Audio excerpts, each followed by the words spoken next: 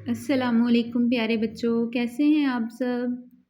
उम्मीद है कि आप सब खैरियत से होंगे और रोज़ाना की बुनियाद पर जो भी आपको काम दिया जाता है उसको बहुत अच्छे तरीके के साथ याद करते होंगे और अपना होमवर्क भी जो है वो साथ साथ लिख रहे होंगे, क्योंकि आप जानते हैं कि आपका होमवर्क जो है वो रोज़ाना जो है वो चेक किया जाता है। तो आपने अपना होमवर्क छोड़ना बिल्कुल नहीं है, उसको साथ साथ करना है। चलें आज का हम अपना काम जो है वो शुरू करते हैं। सबक नंबर 23, टूट पटूट के मेहमान। देखें इसके आज हमने कौन से सवालात करने हैं।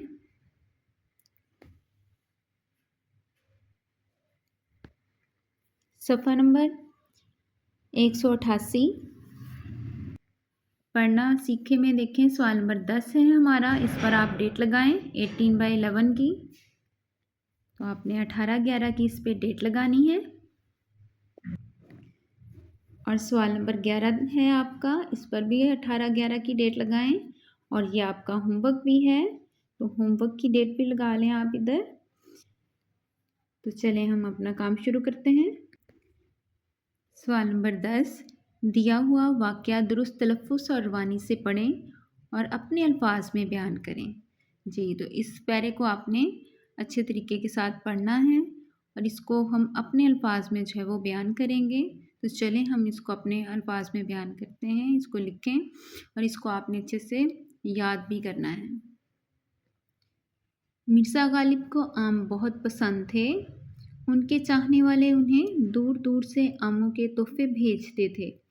एक बार एक महफिल में मिर्ज़ा गालिब और उनके कुछ दोस्त मौजूद थे। सब आमों के बारे में बातचीत कर रहे थे।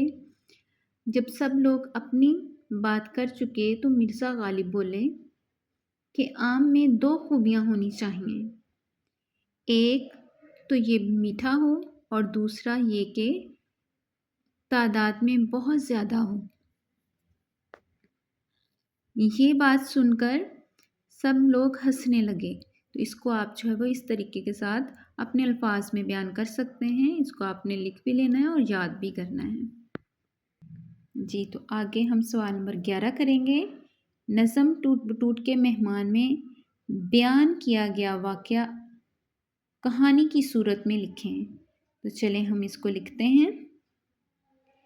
एक दफ़ा का जिक्र है कि टूट पटूट के घर में 2 चूहे मेहमान बनकर आए।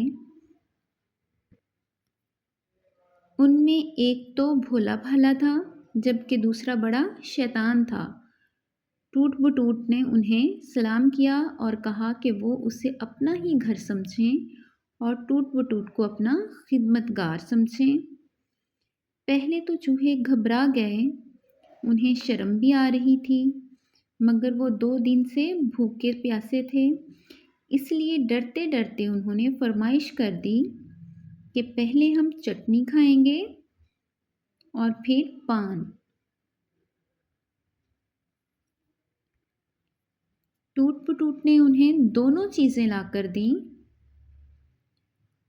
चटनी में मिर्च मसाला बहुत तेज़ था और पान में चूना ज़्यादा लगा हुआ था। चटनी खाकर दोनों का बुरा हाल हो गया। दोनों डरकर वहाँ से भाग गए। टूट बटूट उनके पीछे भागा, मगर चूहे वापस ना आए।